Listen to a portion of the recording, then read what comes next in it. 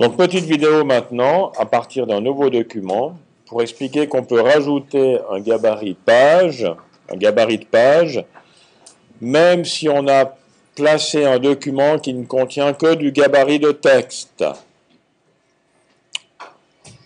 Alors, pour faire ceci, j'aimerais juste illustrer cela avec un nouveau document, c'est pour donner une autre manière de travailler, qui des fois peut être intéressante, mais pour lesquelles il faut quand même faire attention. Si je refais un document, on va le faire avec le bloc de texte type. Je vais remettre les dimensions que j'avais au départ, 175, 250, une colonne, une marge de tête à 12, 15, 19, 39 et 3 mm de fond perdu. Voilà un nouveau document identique au précédent. Un truc qui est très pratique, c'est que depuis le document précédent, je peux sélectionner le gabarit A et le gabarit B. Je copie ces deux gabarits. J'espère que ça va marcher comme j'ai fait là. On va voir. Et je colle. Non, c'est le texte qui est venu. C'est tout faux ce que j'ai fait. Alors, je reviens dans mon document de départ. Je prends le gabarit A. Double-clic. Gabarit B avec. Je copie. Pomme C. Je viens ici. Je me mets dans le gabarit A. Et je colle. C'est tout faux ce que j'ai fait. Apparemment, on ne peut pas copier les gabarits comme ça.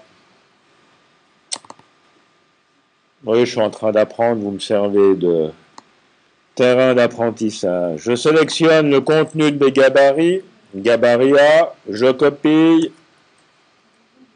je vais dans mon nouveau document et je colle ceci sur place. Mais avant de coller, il faut être sûr que notre gabarit, notre bloc de texte type est disparu. Et je colle sur place. Voilà la copie de mon gabarit A. Je prends maintenant mon gabarit B. Je sélectionne le contenu. Je copie, pomme C, je change de document. Je fais un nouveau gabarit. B, image. Et je colle sur place. Voilà. J'avais dit que la première page n'avait rien, que la deuxième page était un gabarit B, que la troisième page est un gabarit A. Et puis j'importe dans cette page, commande majuscule clic, j'importe du texte en mettant les préférences de redistribution intelligente du texte. Donc chaque fois que vous faites un nouveau document, la redistribution intelligente est active. Je me mets avec l'outil texte là-dedans. Je cherche mon texte avec TextEdit. Il est ici, il est sélectionné. Je le copie. Et dans mon document InDesign, je le colle. Ça va mouliner. La machine va me fabriquer des pages. Bing, bing, bing, bing, bing. Voilà mes 37 pages. Alors, supposons maintenant qu'à la page 7, je veux y mettre une image. Eh bien, je prends le gabarit recto, mon gabarit B, et je le mets sur la page 7. Vous constatez que le petit triangle, non, le petit rectangle en pointillé est apparu, le petit bloc sur le côté qui était vide a disparu, le folio a disparu, par contre le bloc du texte est resté. Ce bloc est resté parce qu'il avait un contenu. S'il n'avait pas de contenu, il aurait disparu. Si maintenant je veux que le texte coulisse de la page 6 à la page 8, ça veut dire que dans mon gabarit, je devrais faire en sorte que mes blocs images aient un habillage. Donc je me souviens qu'ici ça commence par des enfants. Je vais dans mon gabarit B, j'active mon bloc image et je lui mets un habillage. Fenêtre, habillage de texte, et je veux que le texte tourne autour de l'image. Autrement dit, le texte va sauter cette page parce que l'image est une image pleine page. L'autre bloc aussi, habillage de texte.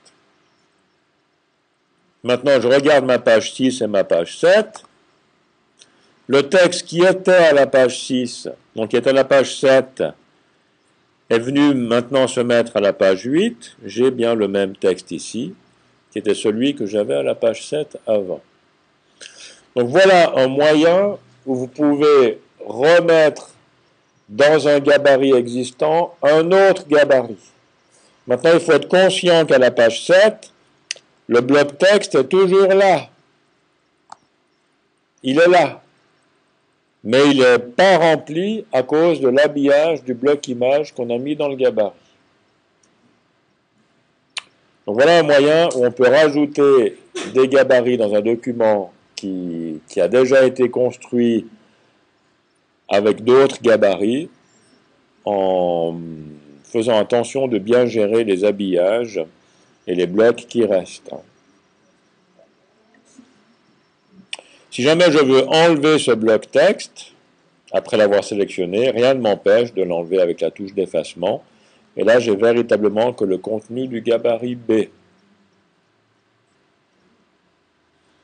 Voilà, c'est un petit aperçu de ces manipulations de gabarit sur des pages qui ont déjà des contenus. Je m'arrête là.